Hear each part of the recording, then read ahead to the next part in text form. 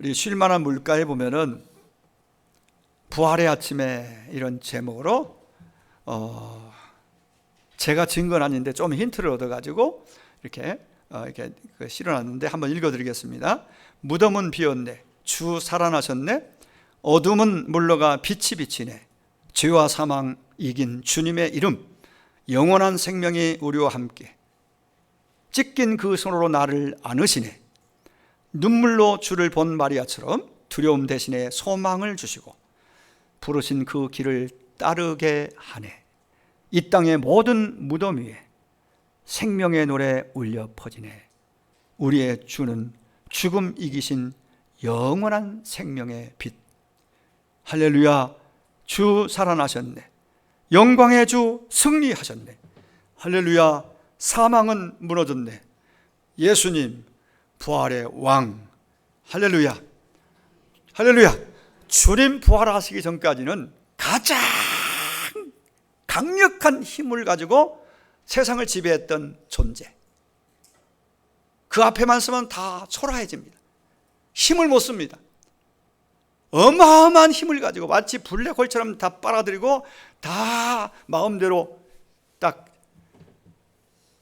지배하려 했던 그 존재가 바로 사망이었습니다.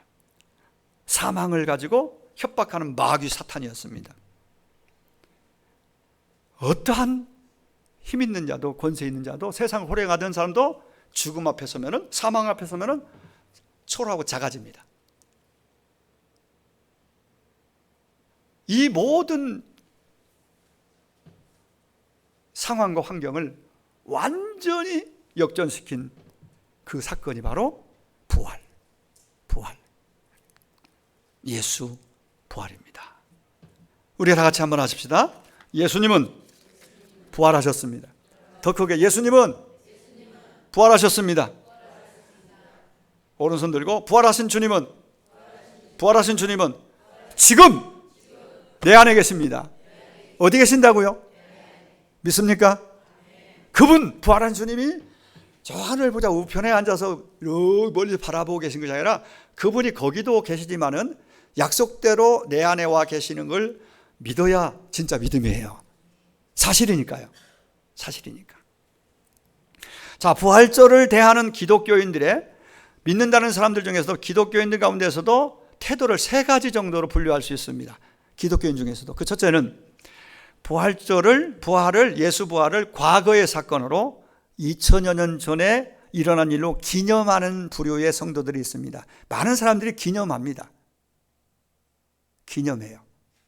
과거 사건으로. 두 번째는 예수 부활을 미래의 사건으로, 주님 다시 오실 때 그때 부활하겠지 하고 미래 사건으로 그냥, 그것도 귀하죠. 그 믿음이 있어야 됩니다. 사실이니까.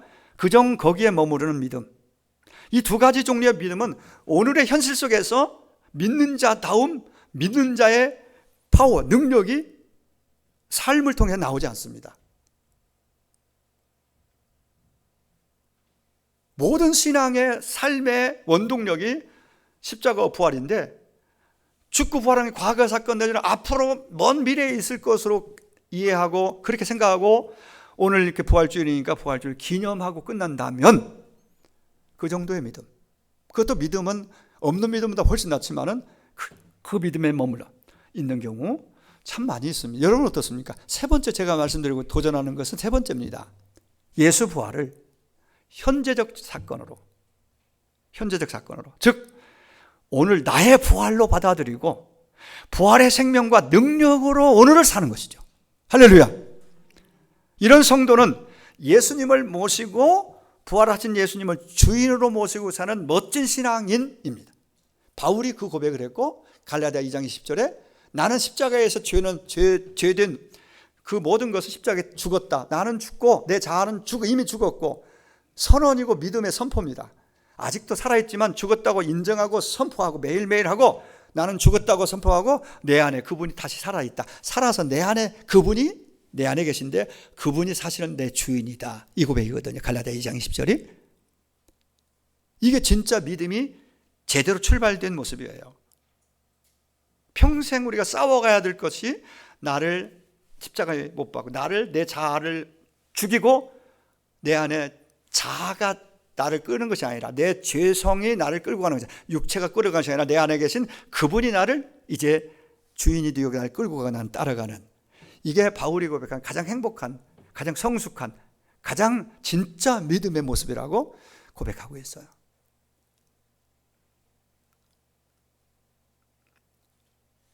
세 번째 부류의 사람은 오늘의 삶, 지금의 삶 속에서 예수님의 부활을, 즉 부활의 생명을 경험하며 삽니다. 즉 임마누엘을 날마다 느끼며 삽니다. 예수 부활이 오늘의 나의 살아있는 오늘의 나의 부활로 지금 내가 그렇게 살아가려면, 그 부활의 생명을 살려면은 그 자체가 임마누엘이거든요. 임마누엘.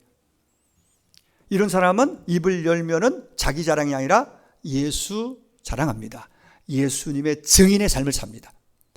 그럼 아무리 성경을 많이 알고 그럴싸하게 기도하고 멋지게 기도하고 멋지게 모든 걸 다 꿰서 성경을 달달 외워서 얘기해도요, 그 입에서 예수 자랑하지 않고 자기 자랑하면은 그 믿음은 얄팍한 믿음입니다.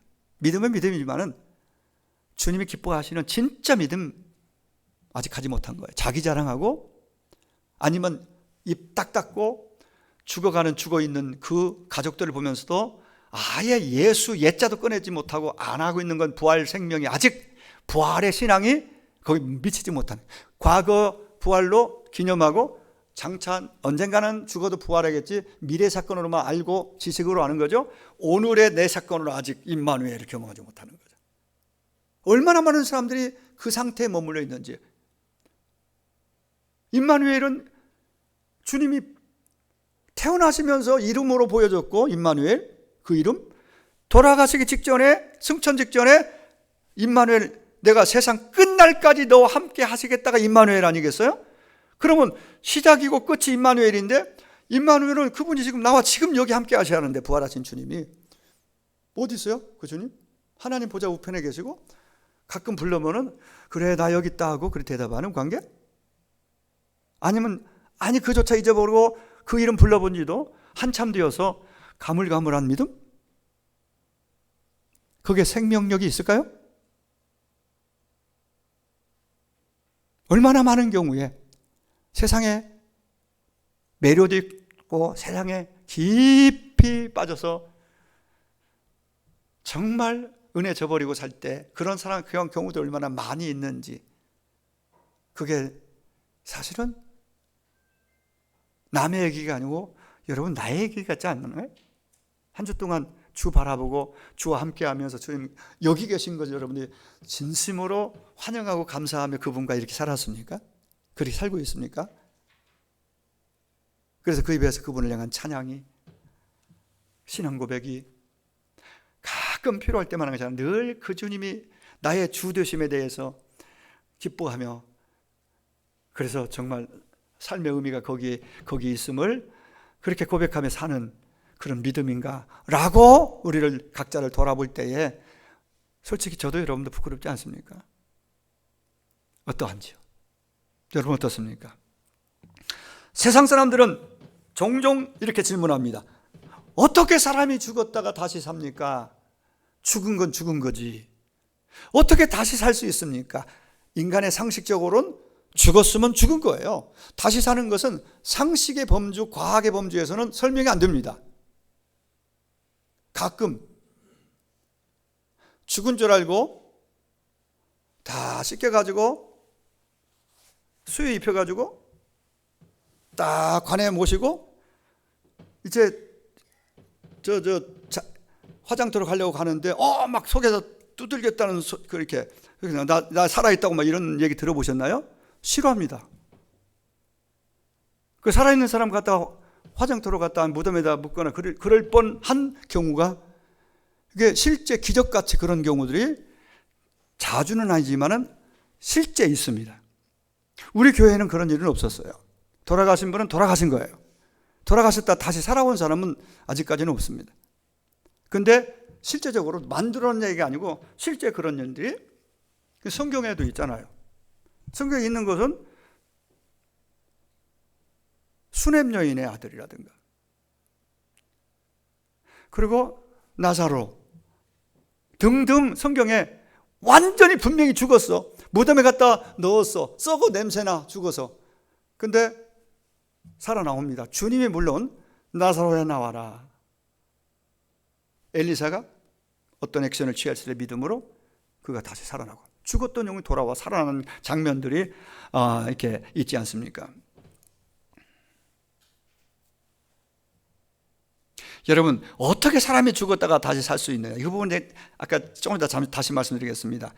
그 질문은 사실은 깊이 생각해보면 좀 웃기는 질문이에요. 그 자체가. 뭐냐면은 하나님이 진짜 있느냐를 물어야 돼요. 하나님의 살아계신 하나님이 계신가 안 계신가, 이게 본질적인 질문이에요. 그러면 예를 들어 하나님이 살아계신 하나님이 계신데 살아계신 하나님이라고 믿는다면, 그 하나님을 인정한다면 그 질문은 사실은 전혀 의미 없는 질문이잖아요. 왜? 그분이 누구예요? 그분이 온 만물을 지으셨잖아요. 창조하셨고 지금도 그분은 온 땅을 그분이 운행하신다는 우리에게 있는 그 믿음이 실제 진짜 믿음이 있다면 죽은 자 살리는 것은 너무 쉽고 간단하지 않아요? 오히려 그 질문, 의심하면서 질문하는 거에 더 이상한 거 아니겠습니까? 하나님이 못하실 거 뭐가 있어요? 하나님인데, 무에서 유를 창조하신 분인데 말입니다. 부활이 사실이냐 아니냐? 이상한 질문이에요. 사실은 하나님이 계신다고 믿는 우리 입장에서는. 근데 문제는 하나님이 계신 걸 믿는데 부활에 대해서 희미한 경우도 많이 있습니다. 아니, 과거의 기념이나 아까 얘기했듯이 미래에 뭐 그렇겠지 하고 지금 부활신앙하고는 거리감이 있는 그런 경우를 또 굉장히 많다는 거예요. 기독교 안에, 신자들 안에. 그렇습니다. 하나님이 살아계시기 때문에 온 땅의 모든 보이는 것들, 보이지 않는 것들이 우연한 존재가 아니라는 것을 우리는 확실하게 알고 믿기 때문에, 그런 그 모든 걸 있게 하신 그분이, 무에서 유를 만드신 그분이 죽은 예수를 우리 구원을 위해서 다시 구원을 완성시키기 위해서 죽었다가 부활시키는 것은 너무 쉬운 거고 간단하고 당연한 거죠. 그건 우리는 믿고, 믿음 없는 사람은 안 믿는 거죠. 믿는 사람 중에서도 오늘의 나의 부활로, 오늘의 나의 임마누엘로 이어지는 사람이 있고, 갈라디아 2장 20절에 바울의 고백처럼 그래서 삶이 바뀌고 확실하게 이 땅이 다가 아니고 희망이 아니고 이 땅이 아닌 그 너머의 하늘나라의 소망과 그 목표를 거기에 두고 사는 완전히 달라진 나, 이게 바울이 말했던 부활신앙이라고 저는 생각이 되어집니다. 그렇습니다. 오늘 예수님께서 사망 곳에 계시고 다시 부활하신 부활절임에 틀림이 없습니다. 다시 한번 여러분, 예수님 부활하신 복된 이날에 다시 한번 저 사람과 이렇게 한번 큰 소리로 여러분의 믿음을, 신앙을 고백하는, 확인하는 거니까 서로 힘차게 한번 다시 한번 인사하겠습니다. 옆 사람 보고 예수님 부활하셨습니다. 믿음으로 예수님 부활하셨습니다. 다시 한번, 지금도 우리와 함께 계십니다. 지금도 누구와 함께 계신다고요? 한 번 더, 그 주님은 반드시 다시 오십니다. 이해는 잘 안 되죠. 여기 있는데 언제 왜 와? 언제 갔다 와서 여기 있으면 되는 거지. 근데 다시 오신대요. 계시록 마지막 장 마지막 절에 내가 반드시 속히 오겠다고 했잖아요. 가셨는데 여기는 어떻게 여기서 가셨으면 가신 거예요? 우리의 수학 공식이나 과학의 논리는 설명이 잘 불가능함. 가신 분이 여기 왜 있어? 가셨어야 오시는 게 맞는 거지. 여기 계신데 왜 와? 그냥 있으면 되지. 맞죠? 그래서 인간적인 논리로 설득하고 설명하려고 복음을 전하면 안 됩니다. 그래서 담대하게 믿음으로, 내가 믿는 믿음이 있어 믿음으로 그걸 말하면 되는 겁니다. 그 복음은 설명이나 설득이 아니라 선포입니다. 설교도 여러분 의향이 어떻습니까? 믿으시겠습니까? 묻는 게 아닙니다. 설교는 그게 설교가 아니에요. 하나님이 말씀하신 그 성경을 배경으로 그 메시지를 그대로 여러분 선포하고, 듣는 여러분은 자신의 메시지로 받아들일 것이냐 아니면 노 코멘트 할 것이냐는 여러분이 믿음의 정도에 따라서 어떤 건 선택, 어떤 건 안 선택, 여러분의 믿음에 따라. 그러나 분명한 것은 우리의 선택권이 없습니다. 말씀 앞에는. 부활신앙, 부활하셨다면 우리는 그들 믿고 믿는다면 그 믿음이 삶으로 증언이 되어야 됩니다. 이게 신앙생활에서 간단하고 단순한 논리면서 핵심 포인트예요. 핵심 포인트.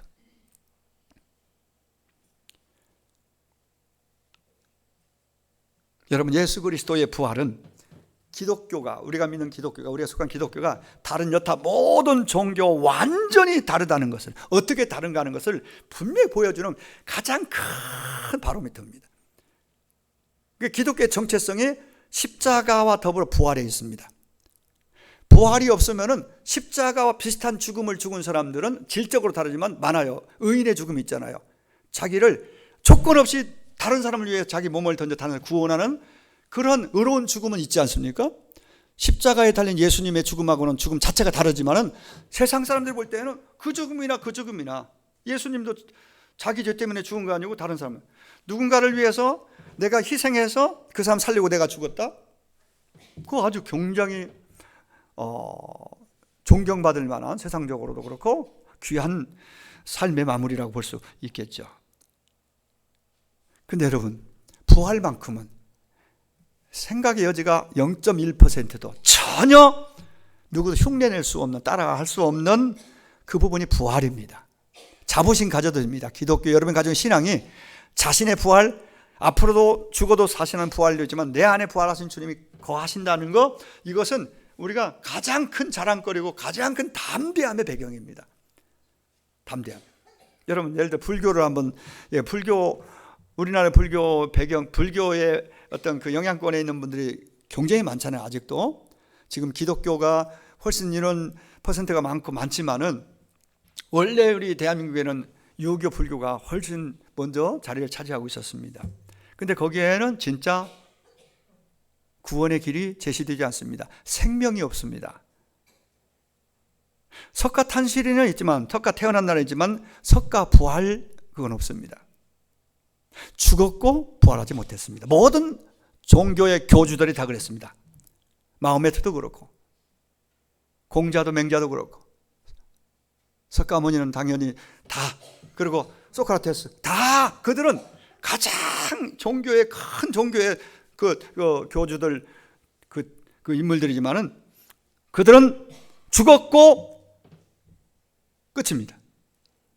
누구도 부활이 없습니다. 그러니까 생명을 말할 수 없습니다. 불교 여타 모든 종교는. 왜? 죽음의 문제, 죄의 문제를 해결해 줄 수도 없고 그러지 못했기 때문에. 그러나 예수님께서는 사망 권세를 완전히 물리치고 깨뜨리고 부활하신 걸 믿습니다. 믿으십니까? 예, 그렇습니다. 여러분, 이 땅에 수많은 종교들이 있지만 죽음의 문제, 오직 유일하게 기독교에서만 사망의 문제를 해결해 주었습니다. 예수님만이 그걸 완벽하게 해결했습니다. 진짜 예수님께 부활신앙이 있으면 죽음 앞에서도, 죽음이 누구나 겁나고 두렵지만은 그러나 그 몰려왔던 본능적인 그 두려움은 그 다음에 소망으로 바뀝니다. 어차피 죽는 거, 죽으면 그 다음 있잖아요. 우리 천국.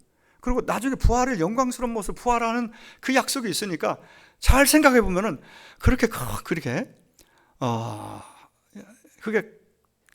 힘들지만 두려워하고 불안에 떨 문제가 아니에요. 그 문제가, 죽음의 문제가. 누군가가 저에게 목사님 죽음이 두렵지 않습니까? 물으면은 저도 두렵죠.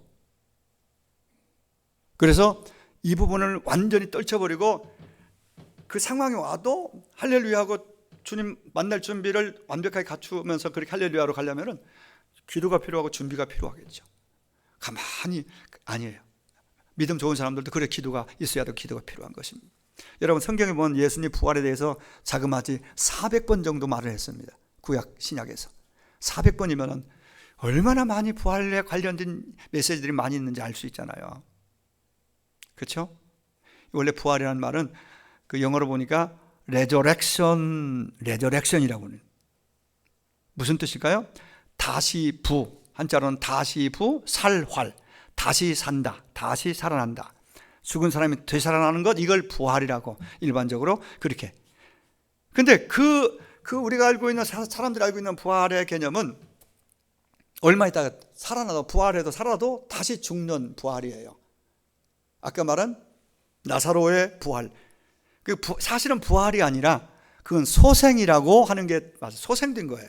소생된 건 때가 되면은 시간이 지나면 또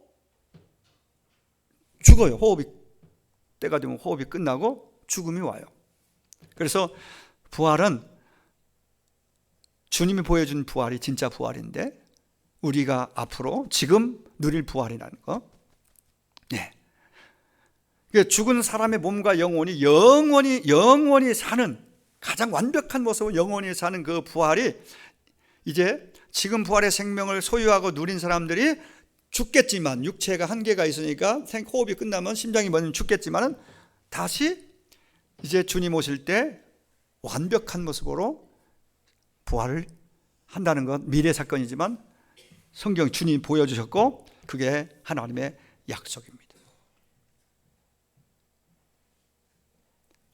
영원히 죽지 않는 신비한 되살아남.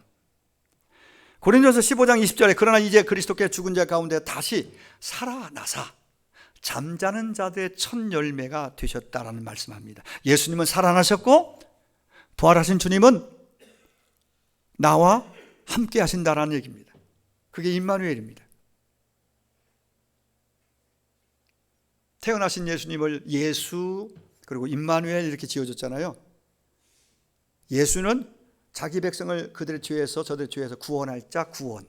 임마누엘은 우리의 구원을 이루시고 그분은 우리와 함께 산다는 거예요. 함께 임마누엘. 이게 부활신앙에서도 부활의 의미가 바로 우리와 함께 사는 것으로 임마누엘로 이어져야 진짜 실제적인 큰 의미로 진짜 제대로 된 해석이 되었다 이렇게 볼 수가 있습니다. 그러면은 진짜 부활신앙이 있고 예수 부활, 내 부활 막 우리가 노래도 하고 이렇게 하는데 그러면 그게 삶이 따라가야 됩니다. 입에 붙은 부활이 아니라 입으로만 고백하는 기념하는 부활이 아니라 앞으로 있을 거라는 그런 기대, 앞으로의 믿음이 아니라 지금 현재 주님을 따르는 부활신앙은 그게 같이 간다니까요. 그게 진짜 부활신앙이고 믿음입니다. 예수님의 마지막 고별사가 뭡니까? 오늘 44절에 보십시오. 이렇게 말합니다. 이건 자신이 그동안 쭉 가장 중심을 두고 가르쳐왔던 설교하시던 내용을 요약 정리하는 내용이 44절이에요. 또 이르시되 내가 너희와 함께 있을 때에 한번 이 내용을 여기 띄워주세요. 말씀 띄워주세요. 저 화면 띄우지 말고 말씀을 오늘 44절 띄워줘 보세요. 같이 한번 읽겠습니다. 44절 굉장히 중요합니다. 방송실 44절 한번 띄워주세요. 44절 또 이러시되 여러분 가지고 있는 성경 펴서 아직 준비하고 있으니까 시작. 또 이러시되 내가 너희와 함께 있을 때에 너희에게 말한 바 곧 모세의 율법과 선지자의 글과 시편에 나를 가리켜 기록된 모든 것이 이루어져야 하리라 한 말이 이것이라. 아멘. 그거 놔두세요. 말씀 그대로. 네. 부활하신 주님이 입을 열어 가르치신 것은 순한, 그러니까 베드로의 신앙 고백이 마태복음 16장에 나오거든요. 신앙 고백 이후에 그 이후에 17장에 가서 예수님 변모 사건, 좀 이따 말씀드릴 변모 사건이 있고 어느 산에서 그 다음에 주님이 인자가 순환을 받고 고난을 받고 죽고 3일 만에 부활하실 것을 베드로의 신앙 고백이 나온 이후로 거듭 말씀하세요. 이게 예수님이 주신 설교 메시지의 가장 핵심 포인트가 바로 당신의 죽음과 부활이거든요. 이 얘기를 신앙 고백하기 전까지는 한 번도 안 나와요. 마태복음에서 보면은 오늘 내용에서도 9장에 누가복음에는 9장이에요. 9장. 그 보면은 이게 신앙 고백을 제대로 했다는 것은 믿음이 조금 자라온 것이고 그 정도 되면은 예수님이 내가 이제 죽을 거다. 온 인류의 죄를 위하여 내가 죽으러 왔고 죽으나 고민하지 마, 걱정하지 마. 내가 살아날 거야 3일 만에. 이 얘기를 신앙 고백을 듣고 나서 계속 해주시고 제자들이 근데 그걸 이해를 못해요. 깨닫지 못해요. 못 알아들어요. 여러 번 얘기하는데 여전히 못 알아들어. 못 알아듣더니 못 깨닫더니 부활하신 주님이 주님을 만난 자들이, 먼저 만난 자가 가서 제자들에게 가서 예수 살아나셨어, 내가 봤어, 살아나셨어. 무덤은 빈 무덤이고. 웃기고 있네. 어떻게 살아나 죽은 자가? 제자들이 그랬다니까요. 오늘 누가복음에도 나와요. 24장에 뭐라고 나오냐면 11절에 보니까 사도들은 그들의 말이 허탄한 듯이 들려 믿지 아니했다. 예수 부활에 대한 마리아의 소식 먼저 본 자들이 얘기하니까 웃기네. 야, 어떻게 사니? 죽은 자가 허튼 소리 하고 있네. 헛소리 하네. 저 정신 나갔나 봐. 이렇게 받아들여요, 부활의 소식을. 그러니 여러분, 우리가 가서 안 믿는 친구나 가족들에게 예수님 믿어야 구원받아요. 천국 있고 지옥 있고, 예수님은 내 죄, 당신의 죄를 죽으시고 부활하시고 확실해, 믿어야 구원받아요. 웃기고 있네. 헛소리로 들어요. 맞죠? 몇 명이나 받아들입니까? 그게 우리 현실이에요. 제자들도 처음에는 그렇게 주님이 죽고 부활한다는 걸 여러 차례 신앙 고백 이후에 마태복음, 누가복음으로 보면 누가복음 9장 이후에 여러 번 얘기해 주셨는데도 실제 일어났는데도 안 믿어요. 이 정도입니다. 이걸 예수 부활과 십자가 죽음과 부활을 이게 믿어지는 것이 얼마나 큰 은혜인 줄 아십니까? 한번 물어보세요. 여러분, 진짜 예수님의 십자가의 죽음과 부활을 믿으시나요? 진짜 믿으세요? 그럼 그 주님이 여러분 안에 계신 것도 믿으십니까? 여러분은 베드로보다 더 좋은 믿음을 가지고 있는 거예요. 정말로. 베드로 나중에는 믿었지만은 이 장면 마지막 부분까지도 11 제자 가운데 지금 베드로도 있어요. 그도 안 믿고 있어요, 지금. 답답하니까 야, 고기 좀 가져와. 고기 먹으면 나 부활했잖아. 나 여기 있어. 음식 먹으면서. 두 제자에게도 음식 먹으면서 말씀하셨지만 11 제자, 오늘 본문은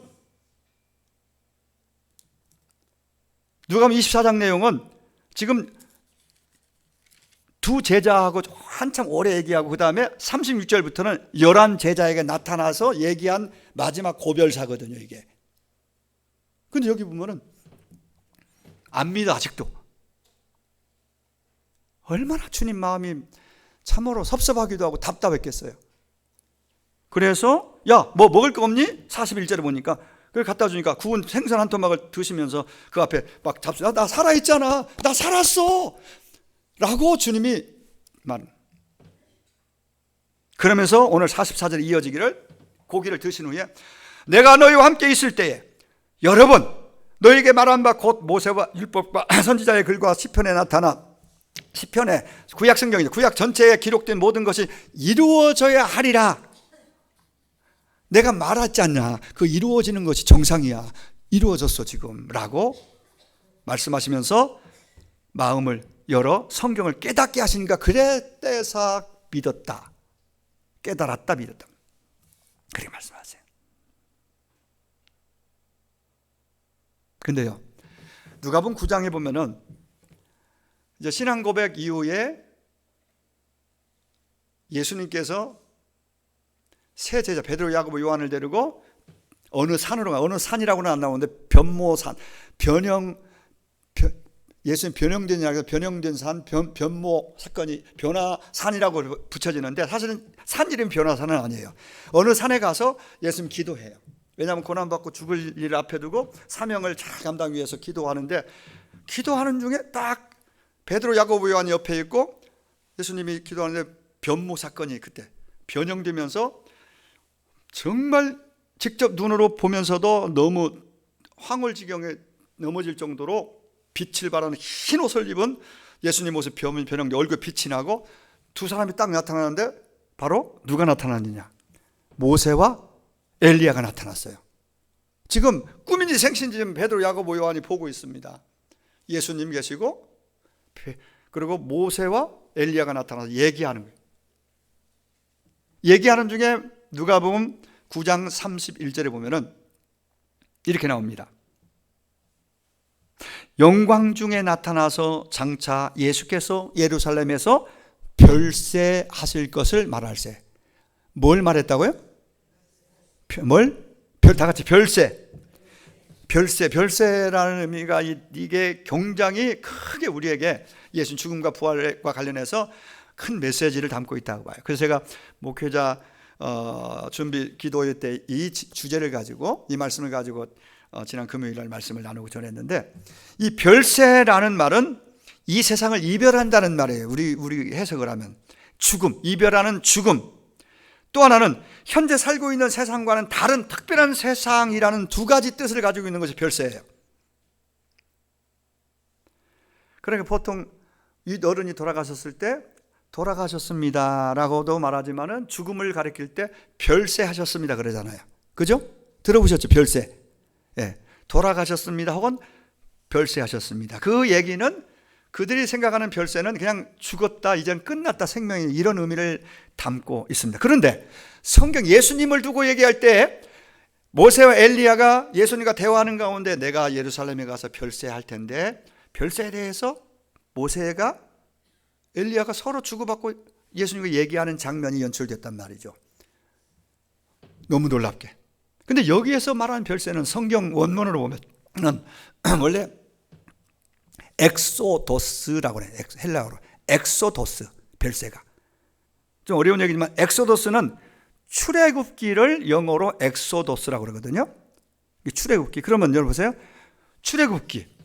떠나는 거잖아요. 애굽의 종살이 떠나는 것이고 출발하는 거잖아요.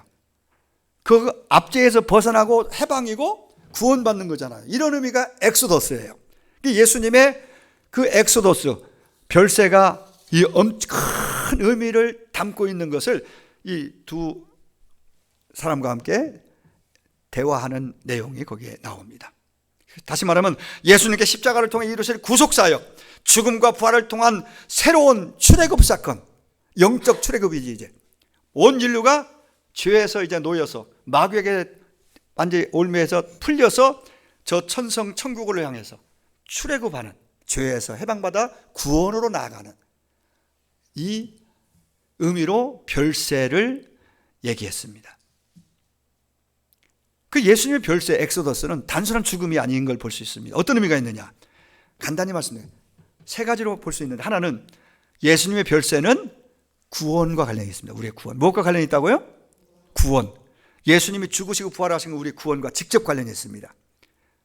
이스라엘의 엑소더스, 출애굽은 430년 동안 애굽에 종살이하다가 끝내고 모세를 통해서 해방과 자유와 구원으로 나아가는 출발이었습니다. 떠남이었습니다. 떠나는 것이죠. 예수님의 엑소더스, 예수님의 별세는 단순한 죽음이 아니라 십자가의 죽음 부활을 통해 인류를 죄와 사망에서 죽음의 종살이에서 해방시키는 새로운 출애굽, 그것을 내가 곧 이룰 거라는 예수님이 모세와 엘리야에게 얘기하는 장면이 거기 나왔습니다. 구원, 구속과 사건 관련되어 있습니다. 두 번째는 예수님의 별세는 율법과 선지서, 모든 구약의 말씀을 예언을 성취하는 의미가 있습니다. 여러분, 변화산에 나타난 두 인물, 모세는 율법을 대표합니다. 엘리야는 선지서, 모든 걸 대표합니다. 그러니까 다시 말하면 이 두 구약을 대표하는 인물은 구약 성경 전체를 대표하는 인물로 등장한 거예요. 그러니까 예수님이 곧 별세하실 텐데, 엑소더스 하실 텐데, 예수님의 별세 엑소더스는 구약에 말씀하신 모든 예수님에 관한 우리의 구원을 위한 모든 약속, 예언, 율법에 나온 거, 선지서에 나온 거, 시편에 나온 것, 이 모든 말씀을 다 완벽하게 완성하시는 분이 누구라고요? 예수. 그분의 별세, 그분이 오셔서 별세하신 것이 구약을 완성하러 오신 것이다. 그래서 사도 바울은 고린도전 15장 3절 4절 성경대로, 여기서 성경대로는 그때는 아직 신약 성경 없을 때니까 구약의 성경 전체, 성경대로, 구약 예언대로, 구약 말씀대로 그리스도께서 우리 죄를 죽으시고 그리고 성경대로 다시 살아나셨다. 바울이 믿고 확실하게 선포했습니다. 별세하신 예수님은 율법과 선지자의 모든 말씀을 이루신 분입니다. 그러므로 우리 신앙생활이 바로 그 이루신 예수님 중심이 되어야 되고, 우리의 모든 삶의 중심도 오직 예수여야 될 줄 믿습니다. 예수님이 안 보이면, 예수님이 내 마음에 흐려지면은 이제 딴 길로 가고 있는 모습이에요. 자꾸 지금 기웃거리는 거예요. 우리가 살면서 자꾸 좋아 보이는 것이 있으니까 거기 살짝 발 디디다가 나중에는 점점 저희가 예수는 점점 안 보이는 거예요. 예수가 선명하게 보이기를 축복합니다. 예수님은 보고 가야 됩니다. 예수님 여러분 안에 어디 계시다고요? 내 안에 계신데 어디가 찾고 있어요? 여기서 확인하세요. 주님, 저 아시죠? 주님, 가슴에 손대고 기도하고, 주님, 제 길을 인도해 주세요.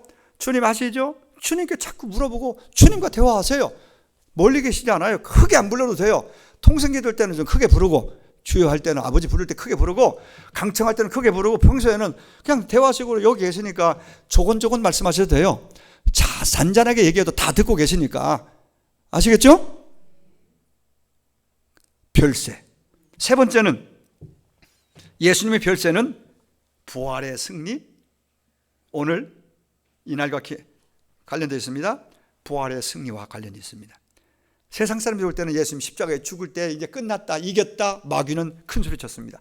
근데 실패가 아니잖아요. 십자가는 죄인 못 박는 십자가지만은 예수님은 죄 때문에 죽은 건 아니고 우리 죄, 나와 여러분의 죄 때문에 돌아가셨고, 돌아가신 것으로 무덤에 갇혔다면은 거기까지입니다.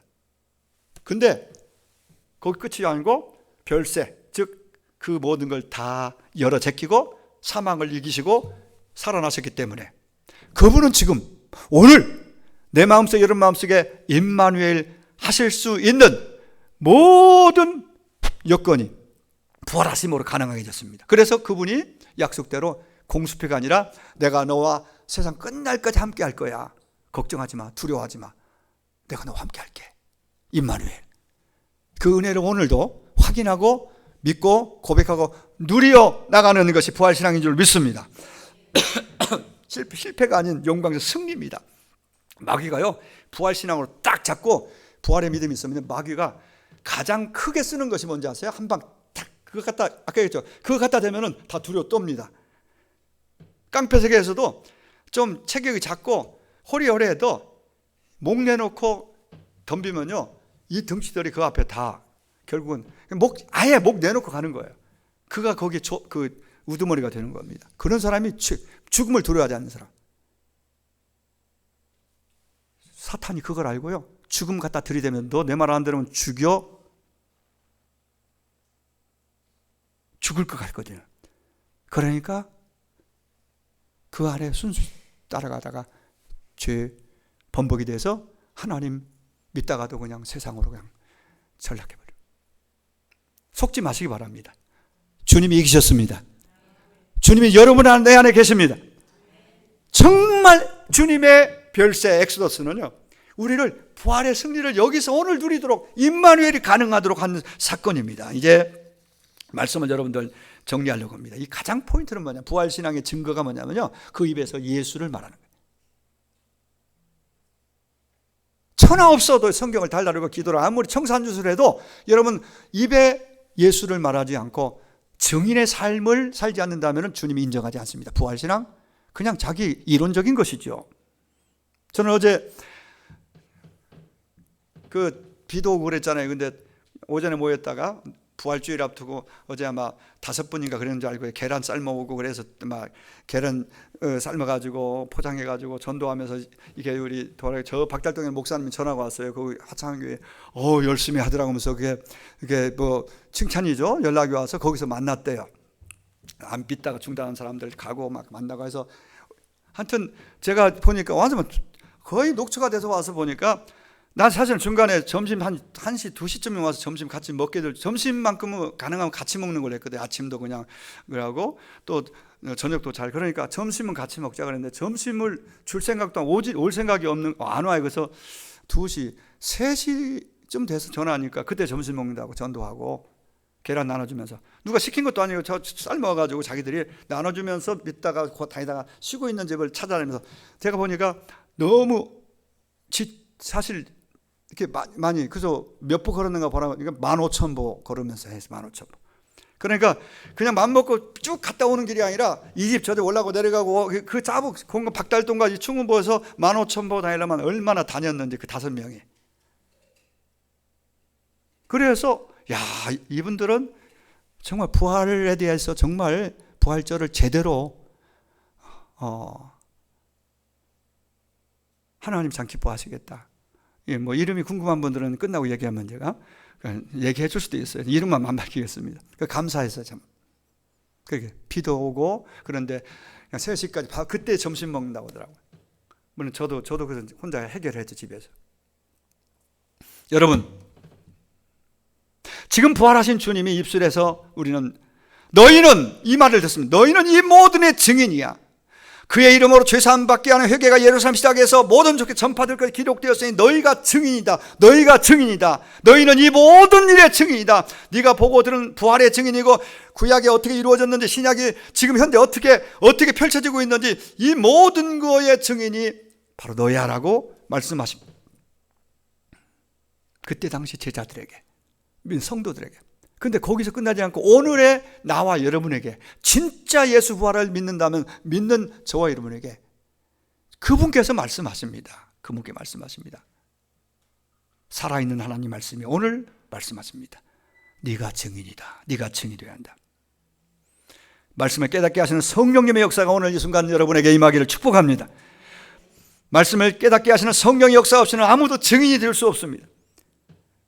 오늘 제자들이 마지막까지도 그렇게 많이 말씀 듣고 부활하셔서 누가 봐서 본 걸 얘기했는데 안 믿고 못 깨달아 못 믿었는데 주님이 깨닫게 하셔서 믿게 됐잖아요.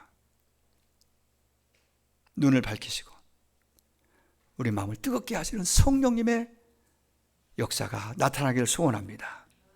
결론적으로 말씀드리겠습니다. 오늘 주님의 마지막 유언과 같은 고별사에 귀를 기울이십시오. 볼지어다 49절 마지막 절. 내가 내 아버지께 약속하신 걸 너희에게 보내리니 너희는 위로부터 능력으로 입혀질 때까지 이 성에 머물라. 무슨 얘기예요? 어려운 말씀 같지만 내가 아버지께서 약속하신 것, 요한복음 14장, 15장, 16장에서 성령 약속하면서 이 모든 것이 다 거기에 설교하셨거든요, 예수님이. 그리고 사도행전 1장에서도 8절에 보면은 아버지께서 약속하신 것을 너희에게 보내일 터이니 이 성에 머물러라. 이 말은 기도하라고 그랬어요. 기도하라. 약속하신 것을 보내줄 것이다. 증인이 증인의 사명을 감당하려면 우리의 의지만 가지고는 한 번은 할 수 있어요. 그냥 할 수 있지만은 진짜 나를 통해 생명이 나가도록 가정을 살리고 이웃을 살리고 정말 한 영혼 한 생명을 구원하기 위해서 우리 힘만으로는, 우리 의지로는 지속적으로 이 증인의 삶을 살 수 없다. 그래서 주님이 말씀하시기를 아버지 약속하신 걸 너에게 줄 터이니, 우리 약함을 하시고 이 성에 머무르는 여기서 그 능력을 줄 거니까 기다리고 기도하라. 핑계대지 말고 때를 얻든지 못 얻든지 정말 우리가 이제 순종할 거 뭐냐면 아버지 약속하신 걸 저에게 주십시오. 아버지 약속하신 그 성령을 저에게 주십시오. 약속하신 그 위로부터 입혀주실 그 능력의 옷을 저에게 입혀주십시오. 할렐루야. 여러분, 우리 힘과 능력으로 사람 설득해서 구원 전도하는 거 아니잖아요. 주님의 유언입니다. 고별사 마지막 마치기 직전에 말씀하신, 내가 아버지 약속하신 것 내가 너에게 보내주겠다. 아버지가 약속하신 것 위로부터 능력을 입혀질 때까지, 그러니까 너희들이 사모하고 기도하라. 오늘 정말 나 전도하고 싶고 구원하고 싶고 천국 가도록 여러분 가족 다 하고 싶지만은 그게 한두 번 해보고 여러 번 해봤을지라도 안 되니까 포기했잖아요. 근데 되게 될 때까지 되려면은 여러분 가정 구원은 책임이잖아요. 우리 책임.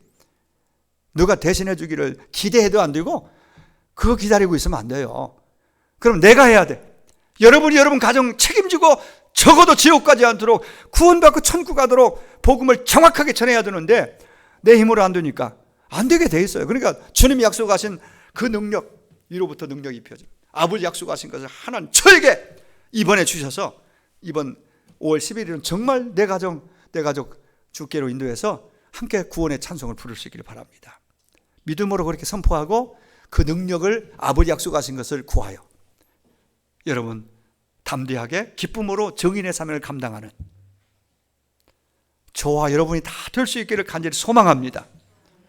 봄바람이 불어와서 온 지면을 아름답게 변화시키듯이 능력을 사모하고 매일매일 기도하면서 금요일마다 와서 3주 동안 다른 기도하지 않으면 가정 구원을 위해서, 한 영혼 구원을 위해서 강력하게 하나님의 성령의 기름 부으심을, 그 능력을, 약속된 아버지 약속하신 걸 받기 위해서 기도해 나갈 때 약속대로 성령의 뜨거운 바람이 우리 교회, 여러분 가정마다 불어옴으로 구원이 시작될 줄로 믿습니다. 기도하겠습니다.